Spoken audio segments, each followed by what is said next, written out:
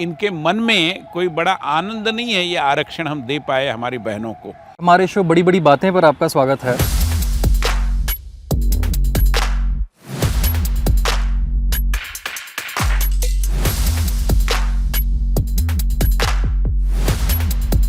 आज जो महिला इन आरक्षणों का लाभ लेकर संसद में पहुंचेगी वो किसी की मेहरबानी के कारण नहीं पहुंचेगी।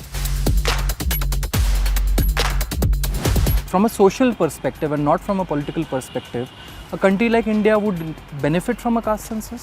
बहुत पेचीदा सवाल है और इससे सारी समस्याओं का समाधान होगा ऐसा मानना मैं मानता हूं कि सही नहीं है। मैं विनम्रता से मगर स्पष्टता से कहना चाहूँगा कि हमारा परफॉर्मेंस देखो और उसके आधार पर हमें वोट करो।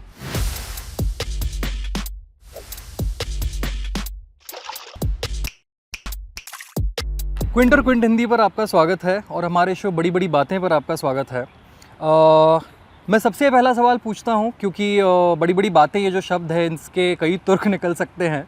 कुछ लोग बड़ी बड़ी बातें करते हैं, कुछ लोग बड़ी बड़ी बातें सोचते हैं, देश में बड़ी बड़ी बातें होती हैं।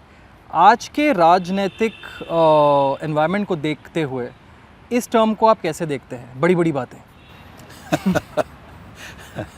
देखिए, इसका जो एक कलोक्यूअल आम बोलचाल में जो अर्थ निकलता है वो तो ऐसा ही होता है कि बड़बोलेपन जैसा, बिल्कुल, बहुत बड़ी बड़ी बातें करता है मगर काम नहीं करता वगैरह वगैरह। मगर आप बड़ी बड़ी बातें ये बड़े विषयों को सामने रखते हुए अगर इस शब्दावली का उपयोग कर रहे हैं तो मुझे कोई आपत्ति नहीं, क्योंकि बड़े विषयों की यानी महत्वपूर्ण विषयों की, समाज में जिसका व्यापक असर होने वाला है, ऐसे निर्णयों की चर्चा तो होनी चाहिए। उसमें बड़बोलेपन कम होना चाहिए और वास्तविकता के आधार पर चर्चा जरूर होनी चाहिए। काफ़ी बड़ी बड़ी बातें इस सत्र में हो चुकी हैं, मानसून सत्र में भी हो चुकी हैं। विमेंस रिजर्वेशन बिल एक बहुत ही ऐतिहासिक पहल है। It's also a very socially significant move for a country like India. But the opposition had certain pointed demands. What do you think of this particular demand of reservation within reservation? ये मांग के बारे में आप क्या सोचते हैं? देखिए, पहले तो ऐसा है कि जिसमें आम सहमति जिन विषयों के बारे में हो जाती है वो विषय जल्दी हो जाते हैं। जैसे एग्ज़ाम में कोई क्वेश्चनर हमारे सामने आता है तो डिफ़िकल्ट क्वेश्चंस हम थोड़ा बाद में सॉल्व करते हैं, जो आसान प्रश्न हैं उनके जवाब तत्काल दे देते हैं। तो मैं मानता हूं कि आम सहमति के प्रयास, और ऐसा नहीं ना कि ये पहली बार हो रहा है, आम सहमति के प्रयास इसके पहले भी हुए थे मगर वो हो नहीं पाई। अभी अगर इन बिंदुओं पर जो विषय आप कह रहे कि जिनकी डिमांड विपक्ष ने उठाई थी, मगर वो भी मैं मानता हूं कि इतने तो समझदार निकले ही कि उन्होंने उस विषय पर मतलब अड़ियल रुख नहीं अपनाया। उन्होंने जिस पर आम सहमति बनी थी उन मुद्दों को आगे जाने में कोई रुकावट नहीं पैदा की। नर नारी समानता का एजेंडा है वो तो बहुत व्यापक है, उसके एक पायदान पर हम पहुँचे हैं। उसमें तरह तरह के और सुझाव आ सकते हैं, सुधार भी हो सकते हैं। एक क्रिटिसिज्म इस बात को लेकर ये भी आता है from political analyst also, from the opposition also, that why not now? आपके हिसाब से क्या डिलिमिटेशन और सेंसस के लिए रुकना बिल्कुल अनिवार्य था? क्या और तरीका नहीं था कि ये बिल तुरंत एक्ट में अमल किया जा सकता था? वैसे ये तो थोड़ा सा इन विषयों के जो, क्योंकि इसमें काफ़ी बारीकियां है, तो उनके जो जानकार है, एक्सपर्ट्स है, उनके द्वारा इसका जवाब और अधिक अच्छे तरीके से आपको मिल सकता है। मगर एक आम कार्यकर्ता के नाते अगर मैं इस विषय की ओर देखूं तो सरकार ने ये एक सोचा समझा निर्णय इसलिए किया है कि कोई किसी विषय का बहाना बना के इसमें अड़ंगा न डाल पाए कि अभी नहीं करना चाहिए क्योंकि फलाना है, क्योंकि ढिकना होने वाला है। वैसे समाज में शायद इसके बारे में जानकारी है भी, मगर मैं बता दूं कि अटल जी की सरकार जब थी उसी समय ये निर्णय हुआ था कि 2025 तक हमारे जो लोकसभा के सीटें हैं उनमें कोई फेरफार नहीं होगा, और 25 तो बिल्कुल अहाते में खड़ा है। तो 2025 के बाद जनगणना के पश्चात स्वाभाविक रूप में एक पुनर्मूल्यांकन होगा, उसके आधार पर हमारे लोकसभा चुनाव क्षेत्रों की नई परिसीमाएं निश्चित होगी। उसके बाद इसको करने में ज़्यादा सार्थकता है, ज़्यादा न्याय संगत है वो, और इसलिए थोड़ा देर रुकना पड़ेगा, स्वाभाविक है।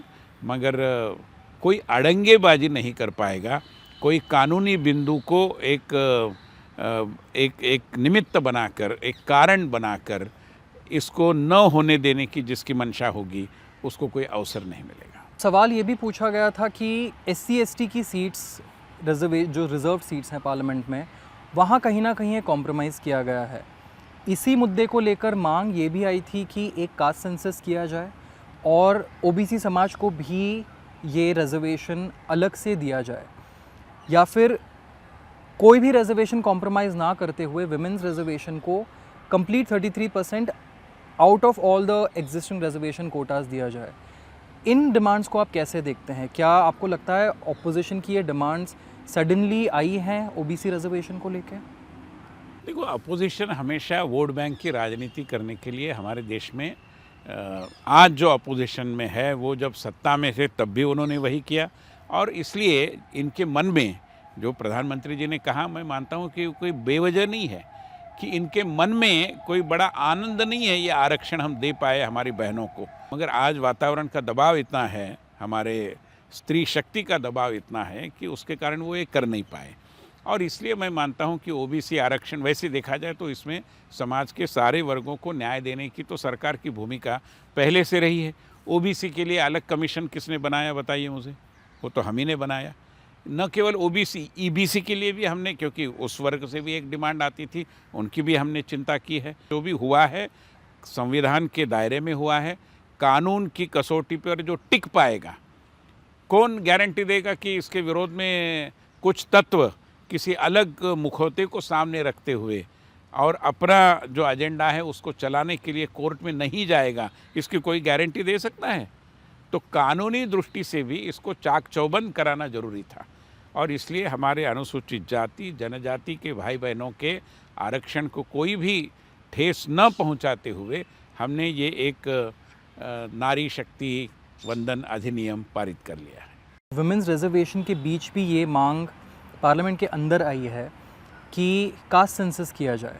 बहुत लोगों का मानना है कि कास्ट सेंसस ना ही सिर्फ पिछड़ी जातियों के लिए एक सोशल पॉलिसीज़ बनाने में लाभदायक होगा, बल्कि वुमेन्स रिजर्वेशन के लिए भी लाभदायक होगा कि किस हिसाब से ये पूरा इम्प्लीमेंटेशन किया जाए। आपको लगता है from a social perspective and not from a political perspective, a country like India would benefit from a caste census?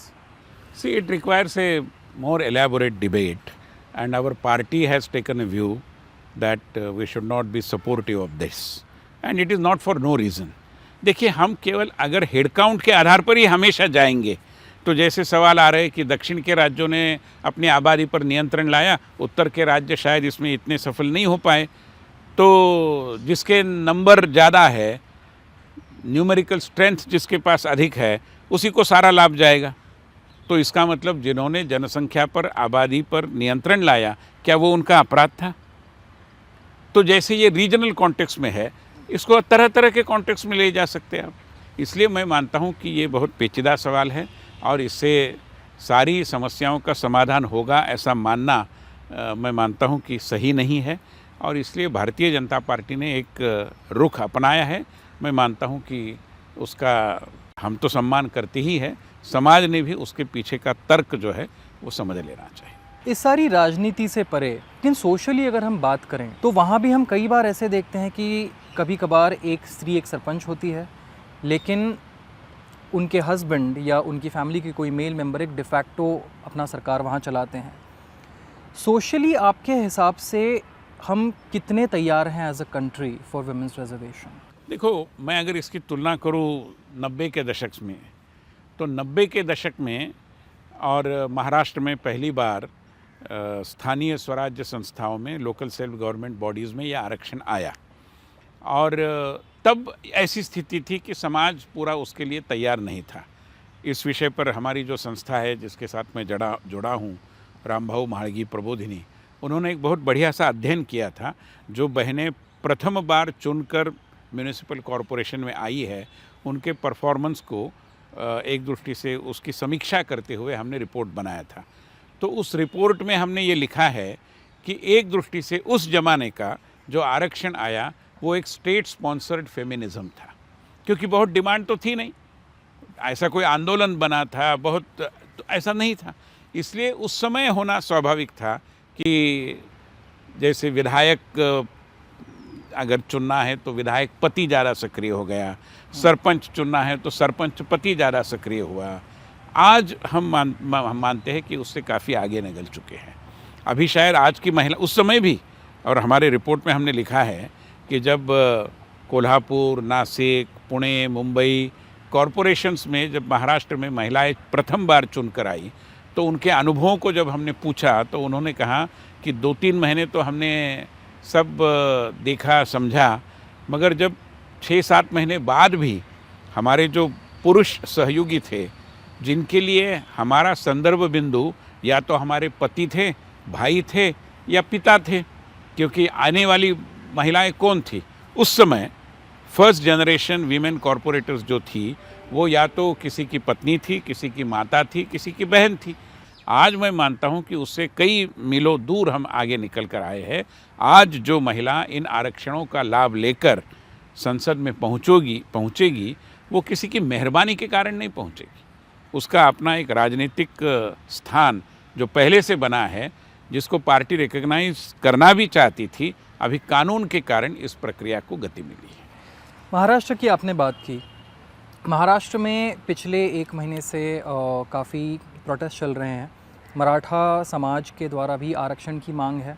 वहाँ भी सरकार ने, महाराष्ट्र सरकार ने, एनडीए सरकार ने वहाँ की एक अपनी रणनीति क्लियर की है कि मराठा को रिजर्वेशन दिया जाएगा।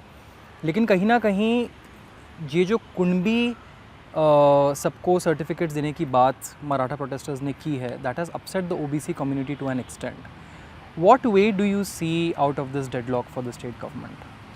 वैसे देखा जाए ना तो ये बहुत पेचीदा सवाल है और इसके अगर जवाब बहुत आसान होते थे तो अब तक निकाल कर लोग आगे बढ़ जाते थे। एक पहले बार हमारे उस समय के मुख्यमंत्री देवेंद्र फडणवीस जी ने एक कोशिश की, काफ़ी हद तक वो सफल रही, मगर बाद में सुप्रीम कोर्ट में कुछ निर्णय हुए तो उसके कारण वो अमल में नहीं ला पाए उन चीज़ों को। तो अभी नए सिरे से इस चर्चा को शुरू किया गया है और एक डिमांड है। निश्चित रूप में उसके समर्थन में बहुत सारे तर्क भी है और कोई उसका विरोध भी करता हुआ दिखाई नहीं दे रहा, मगर सुप्रीम कोर्ट ने जो पहले से निर्देश दिए हैं उन निर्देशों का अनुपालन करते हुए, उनका सम्मान करते हुए कैसे हम आरक्षण दे पाए, इसी पर सारी बहस हो रही है। तो मैं मानता हूं कि थोड़ा सा वेट एंड वॉच करना चाहिए और सुप्रीम कोर्ट इसमें क्या ध्यान देता है, न्यायालयीन इसकी जो चिकित्सा होगी उसमें से क्या निकल कर आता है, उसको हमें देखना पड़ेगा। ये ज़रूरी है, आज एकदम तत्काल हम किसी निष्कर्ष पर पहुँचे, मैं मानता हूँ कि वो जल्दबाजी होगी। पिछले कुछ वर्षों में आपको लगता है डेमोक्रेटिकली कल्चरल शिफ्ट ये कंट्री ने देखा है? निश्चित रूप में देखा है और मैं मानता हूँ कि सकारात्मक ऐसी इसकी पूरी जो छवि सामने आ रही है, जो रचना हो रही है, वो निश्चित रूप में सकारात्मक है। यद्यपि करने लायक बहुत सारी चीज़ें हैं। अगर मैं महिला आरक्षण की ही बात करूं तो वाकई में महिला आरक्षण तब सार्थक साबित होगा, मगर ये प्रक्रिया है, लंबी प्रक्रिया है, जब पुरुष अपनी पारंपरिक मानसिकता से बाहर आएगा और बेटा और बेटी में भेद न करते हुए जो नियंत्रण हम परिवार की बेटियों पे लाते हैं उसका कुछ एहसास बेटों को भी होना बहुत ज़रूरी है। ये जैसे मैं इस आरक्षण के बारे में कह रहा हूँ, वैसे कुल मिलाकर जनतांत्रिक पद्धति में जो एक बदलाव मैं देख रहा हूँ, कल्चरल शिफ्ट एक दृष्टि से, वो ये है कि लोग अब लोक लुभावन वायदे या फूट डालो और राज करो की नीति इनसे उब गए हैं। और इसीलिए आपने सोचा होगा, आपने देखा होगा कि पॉलिटिक्स ऑफ परफॉर्मेंस की एक चर्चा माननीय प्रधानमंत्री जी और भारतीय जनता पार्टी के हम सभी कार्यकर्ता करते हैं। और आज मैं विनम्रता से मगर स्पष्टता से कहना चाहूँगा कि हमारा परफॉर्मेंस देखो और उसके आधार पर हमें वोट करो, ये कहने का मादा भाजपा के अलावा अन्य किसी दल के पास नहीं है। कल्चरल शिफ्ट की हमने बात की। Women's reservation bill, it was a historic week when it was passed in the new parliament building, but there was also one little unfortunate incident that took place with respect to Mr. Bidhudi's comments in the parliament. How did you perceive those comments?